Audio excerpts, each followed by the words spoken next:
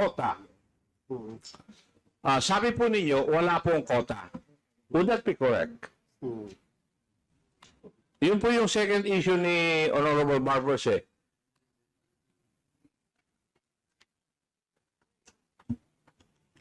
Mr. Chair, Your Honor, sir, I will be speaking. Teka, iya. Yes, Ikaw sir. pa yung nag-take your oath? Briefing lang? Okay.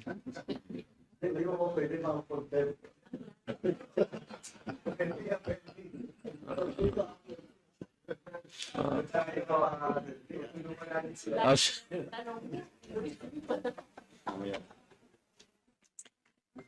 Go ahead.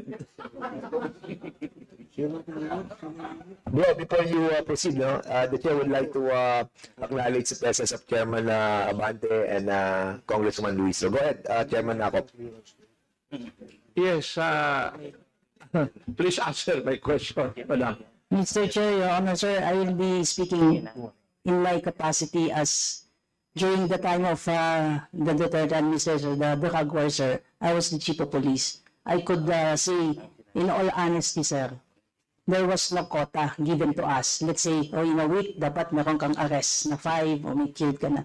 There was no written whatsoever, even verbal instruction to us to come up with a number of arrests in a week's time.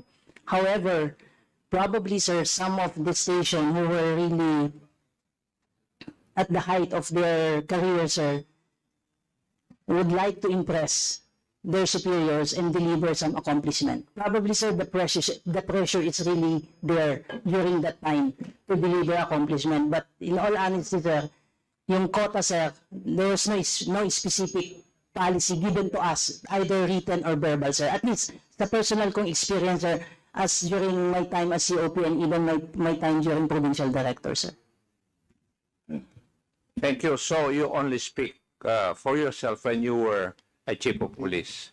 Now, may I know, doon sa implementation ng O-Plan Double Barrel, the first aspect is O-Plan Tokhang.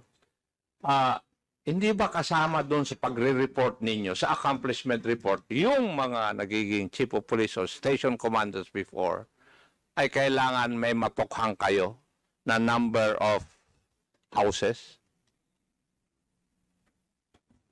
That is correct, sir. When we speak, sir, of the number of tokhang conducted, sir, the chief of police were required to submit reports.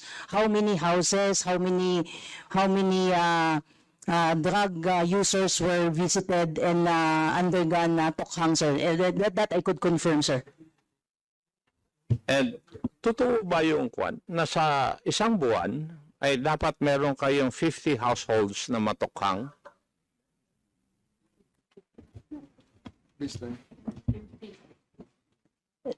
Sir, during my time, wala, sir, ganun, sir, na dapat. Depende po kasi yun, sir, eh. Kasi, sir, yung magiging subject po, sir, ng house visitation will depend on the number of drug personalities reported by the BADAC. So, hindi po talaga yung efforts na i-exert, sir, ng particular station probably might differ doon sa ibang mas maraming drug personalities. So, wala po talagang specific numbers given to us po, sir. Okay. Granting without accepting your proposition or your statement, is it not also correct na yun po ay basehan ng pagpropromote po ninyo ng inyong mga tauhan? Like I said, Mr. Chair, Your Honor, earlier, sir, na nandun yung pressure definitely, sir, for the station commanders to deliver accomplishment. So probably, sir, that really triggers the intention to really deliver accomplishment in terms of arrest and probably of some...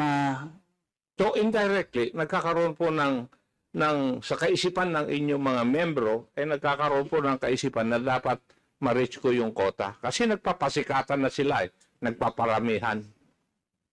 Would that be correct?